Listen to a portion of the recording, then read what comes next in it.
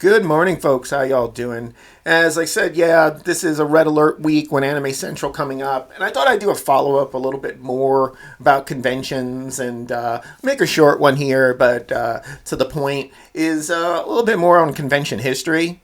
As far as conventions go, like I said, they've been around forever. Anime Central actually came a few years later in terms of that. I remember seeing the flyers out there. I posted a picture yesterday of in 1998. Kenichi Sonata was there. He was doing Bubblegum Crisis. It was a big deal that he was actually at a con. Most cons didn't really have, huge guests, but there were definitely guests who would come. These cons were actually very much run by local clubs, local groups.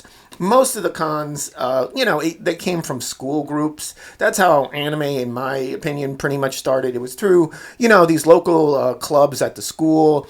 And then they would go and, get these tapes, and then they would have their little library. People would go and watch them. I remember going to Stony Brook, and that's how I watched Kenshin and see all that stuff. But the cons themselves, they started very much like local groups. They started small, very small. The first one I think that Media Blasters went to, I should say Software Sculptors went to, was the one in Katsucon. Katsucon was very early. It was one of the first ones out there.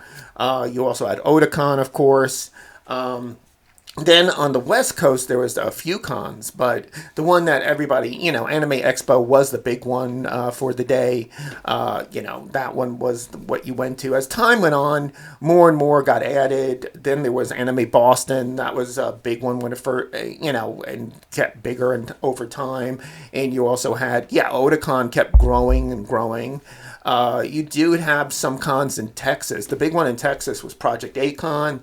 They kind of went through their ups and downs, and that one, I don't know if it's still around today, and that's another thing. Cons, there was this time when there's been a ton of cons that started, and a lot of them don't make it. Some of them, what happened was everyone's trying to start a con, and you have all these smaller cons in all these smaller areas. So then the other thing that happened was it changed. It's no longer really run by groups unless you're in a smaller area. Maybe you're run by a local group who wants to keep it. Most of it now, the bigger ones especially, are run by just big companies. I mean, Anime NYC, which is kind of interesting that NYC never really had a con. CPM tried to do the Big Apple Anime Fest. That didn't exactly work out, but later on there was, of course, New York City, but it kind of took a while to get started. They're all run by places like Clarion Events, or they're run by, the big guys, Wizards, or whoever happens to be running those shows. So it's no longer just, just for, just for small groups. Now it's really like a business. So that's what kind of evolution has happened and stuff like that. It kind of turned into that. And what's happened is, in the old days, you had a certain number of vendors that would attend the show. You would have one guy like, Steve Lin. I would say he's like the grandfather of anime in terms of just, he's been at every anime show. There was the joke that, if you had a show in your house, he would go and, come with a suitcase and try and sell some stuff. You have Image, you had Benny, you had Wing, back then you had Eldon, who was doing the CDs. Everyone had their own thing. Bruno was doing books. It was pretty much, that's the way most of the cons were kind of, split up, and then you had a few local guys. Now it's pretty much everyone is copying each other, all buying from Diamond. They're all, they're all getting their stuff from wherever they're getting it, and then they're bringing it. So there's so much more competition. The dealer's room is massive. You have these massive setups like Otaku Joe. I think an Anime Central is going to have like 900 square feet. I know Katie, she's Anime Stuff, I believe she's called .com. She's going to have a huge setup there. For us, we go now to sell stuff and promote. Really, we do sell stuff, but we try to focus more on what we do. In the adult area, we may have some stuff that's not so much focused on us, but we will have maybe like Garo merchandise or Kamen Rider merchandise. But we also, of course, have all our videos, have all our DVDs, have it all in formats, because believe it or not, with the death of home video, or we should say the, I don't know, the coma, the whatever state you want to call it's in, it's harder for some people to get that stuff. So we can provide that, and we promote the new shows, promote what we're doing, and people know, hey, they're still doing something, which made me one of the reasons I started this thing. A lot of guys were saying, John, you're not doing it. We don't even know what's up and stuff.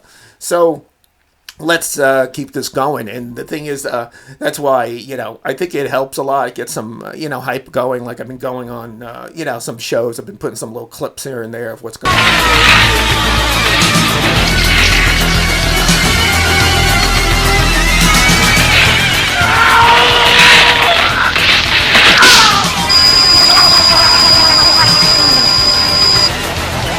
Be coming out later. So, like I said, I mean, cons themselves have always been a real kind of like important part of the anime industry. I think cons really, kind of started the whole thing and got it more out there before there was, Crunchyroll and the channels, and before there was Toonami. You needed cons, you needed the school clubs. So there was that evolution, and Media Blasters really, Software Sculptors, Media Blasters, John really got his start there. I'll go into another video of how, a little bit more of the history of me and cons and how I, went to the first one and how I got introduced to anime. Because as I said before, I wouldn't call myself an anime fan before the cons. It made me into it because it kind of was leveraging something else where I wanted to do games. So anime and games kind of fell together really well, and there was something that I could do there. So I'll go into that a little bit later. But otherwise, yes, I am got my coffee here, getting ready. Today we pack up. Tomorrow we leave and head out to Chicago. So hopefully if you guys are there, I'll be seeing you. And you guys have a great one. Okay?